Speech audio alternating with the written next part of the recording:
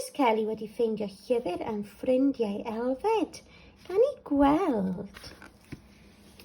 Helo Elfed, yr eliffant mwyaf lliwgar.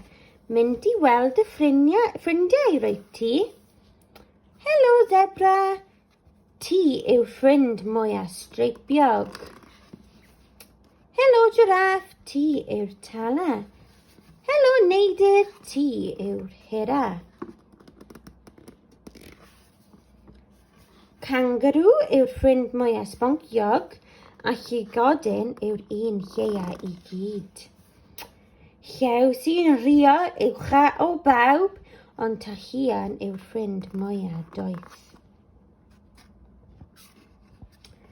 Helo Arth Wen, ti yw'r un mwyaf gwyn, a llew persyn a mwyaf o sbotiau.